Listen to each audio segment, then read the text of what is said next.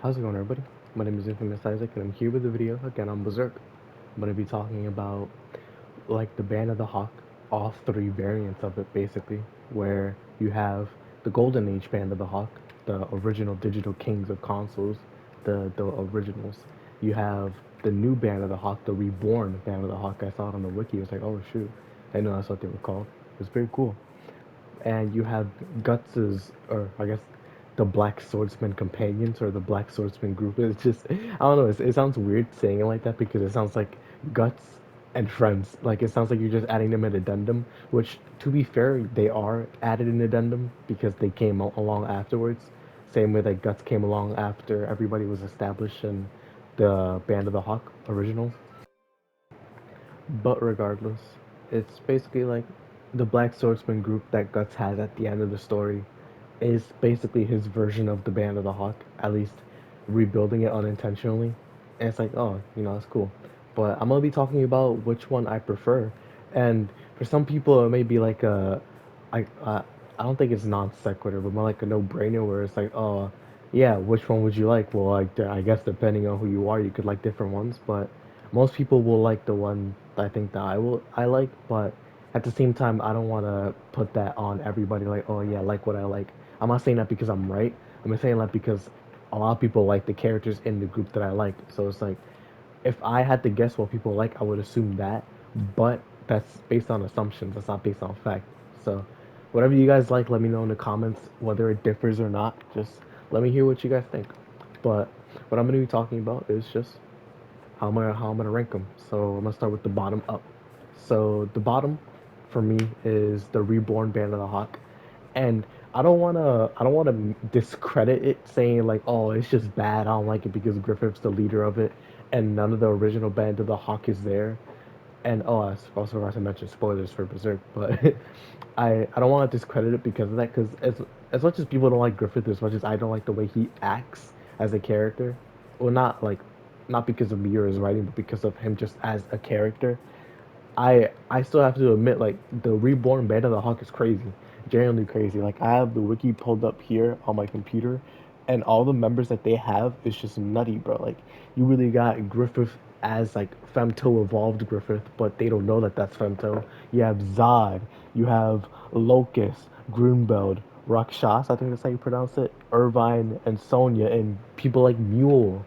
And then you have people just in the army for the reborn Band of the Hawk with like Laban and Owen and people like that. And it's scary to think about because Griffith united humanity, or at least like the humanity on this continent, if there are other continents, he united it, and they don't see anything wrong with them using demons to help them fight, basically using apostles, because Griffith justified it. He justified it by saying, why do we need to fight humans like war, what's it called, as people against our own people, when we can't do that. We're literally fighting against demons outside of the capital who are trying to kill us, and I have demons as my associates who are willing to help us. They're subservient, so I'm going to use what we have by any means to make sure that humanity survives. And it's like, whether, well, I guess that is his true intention, at least from what it seems, but I wouldn't be surprised if it isn't, if there's just more menacing, diabolical schemes behind it. But it's enough to convince people like, yo, he's fighting for humanity, which in truth he basically is, right? Like, as much as I try to discredit him, he still is fighting for humanity. So it's like people will follow him because of his just cause. And you have people like Charlotte as well who are backing him because she loves him. So it's like, oh, he has all the funding, all the power, all the people, and all the groups together, just building this massive army, this massive kingdom that he's been wanting ever since the Golden Age. And it's crazy. It's genuinely crazy. Like in terms of power and just the amassed people that he has, he's insane. It's the best group out of all of them. They are all cracked, every single one of them. And if Guts ever had to fight them, I don't know how he would win, because it's so difficult. Like the fact that Guts is the only one that could really take on any of them in terms of his group, besides like maybe Shirke and Serpico, but that's giving Serpico a little too much credit, in my opinion. But Guts is the only one that could really fight any of them, and that's with him using the Berserk armor, because Guts has fought Zod on multiple occasions and hasn't really come out on top like as a decisive victor, you know? So I can't say like he would even win against the people that he's fought against or the people that he hasn't. So it's difficult. But with the reborn Band of the Hawk, they're just insane. Like I like the characters too. I like Locust, the way that he looks. I like his design. Groombelt versus Guts was cool. He himself in his dragon form is fire, and the way he just fought Guts and the way he fights period is cool. Him just being that tall and just being a monster. Zod is just cool. Period. Like he's been around way too long for me not to like him. Sonya I think is fire. I really like her honestly. I like her brevity that she brings to the reborn Band of the Hawk because without her it would be really serious like because Charlotte isn't allowed to be there because she's the queen, you know. So so it kind of brings that laughter, that puck type of thing to the group. But she is important and she will take it seriously. And you have like Mule and stuff like that. Irvine is really cool. Irvine is so cool. I love his design. I think he's just cool, period, because he's an archer as well. I love it. But compared to the other group, I don't like the Reborn Band of the Hawk as much as I like the other two. So I'm gonna have to put it at the bottom. But if things were different, honestly, like for me personally, and by the way, I want to mention this. This is just my opinion. It's also just favoritism as well, so it will be biased. But if things were different, and like let's say Griffith didn't do what he did, where he corrupted humanity, the eclipse, all that stuff, the Golden Age just continued to be what it was before Griffith went to Charlotte, you know, or before that even when he before he killed the kid, and all that, before he had Guts kill the kid, like if this Band of the Hawk was made, things would have been questionable, but I feel like I would have enjoyed it more. Maybe it would have been above the Golden Age one. I don't know. Like, it's difficult to say because I don't have that foresight. I don't have hindsight 2020, so I wouldn't be able to tell you. But if things were different, it could have been higher. Definitely could have been higher because it has a strong lineup, and not just like in terms of strength, but in characters. Period. I think they're cool. We don't know much about the demons like Zod. We do know more about Zod, but I mean more like Runebelt, Locust, and Irvine. But people like them are Rakshas as well. We don't know much about them, but they are cool. I will give them that. So I gotta give them third place though. Next though, I'm gonna be talking about the Golden Age Band of the Hawk, since that's where I feel like they would rank in the top three, or since there's only three, that's how I would place them. Where you have people like Griffith, who is still here, but the younger self. You have Guts, you have Casca, you have Judo, you have Pippin, you have Corcus, you have Rickert, and people like that. Where you also have the people under Guts who were working with him when he was the commander of the whatever they were called, commander of the Raiders, I think. And let me tell you guys, I have to say, like, in terms of the characters in all these groups, these guys were the strongest, like, in terms of their writing. Oh my goodness, they were so good. They were so good. They meshed so well. And that's because they had the time. They had like a good couple years living together, fighting together, living and dying together. They all just lived, breathed, and fought for the Hawk, and that's all they knew. And what differentiates them and the reborn Band of the Hawk is that they didn't have powers. This is literally just them as kids, young adults going into their 20s type stuff, fighting for Griffith and for Midland, trying to get renown as mercs, literally living their lives day by day because they don't have anything else. They don't have anywhere else to go, and that just it makes it beautiful. It gives it so much more meaning, and the relationships that prosper because of it are enhanced because of it. So it's awesome. Like Guts and Casca, that relationship is beautiful from start to finish, going from hating each other to loving each other, and it's awesome. You have Griffith and Guts with that complex relationship. Honestly, Griffith here only exists, like the Griffith now only exists because of the Griffith here.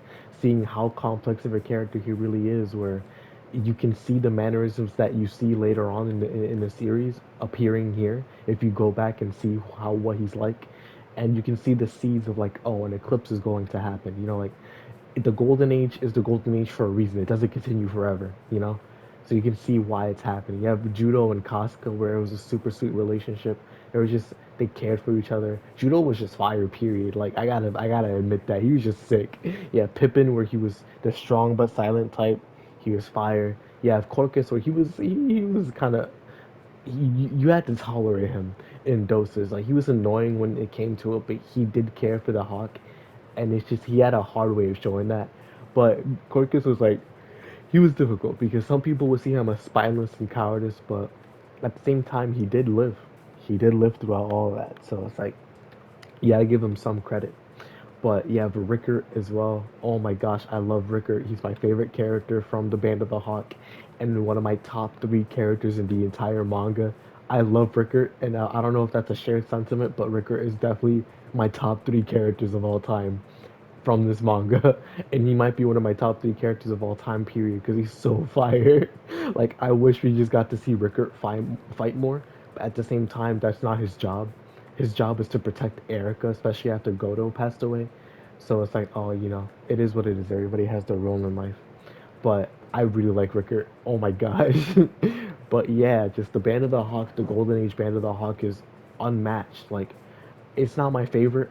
I will admit that it's not my favorite. But the Band of the Hawk here was amazing. It was peak, genuinely peak. It's hard to write a group like this. Only people that I've seen who have done that is like One Piece with the Straw Hat Crew and Echihiro Oda, how he did that. But I don't know, man. Like to me, there's one group above them who I like more, and that is the Black Swordsman group, which again, like I feel like most people would because they're just really good. Like in terms of writing and how it happened, you literally witnessed this from like chapter 177 or 178, I think, or somewhere around there, all the way into like the end of where it's at right now, the most current chapter, where you see Guts and Casca by themselves, but instead it's just Elaine now instead of Casca because her mental is shattered. You have what's it called? You have them. What's the word? You have them going on it by themselves after leaving Rickert behind with Erica, and after Goto basically passed away, where they're just going at it, and Guts put fear into Casca by accident. He let his emotions overtake him, and that's just rough. Like you see him at his lowest at the time, just seeing him care for somebody that doesn't care for him because she doesn't know who he is, basically.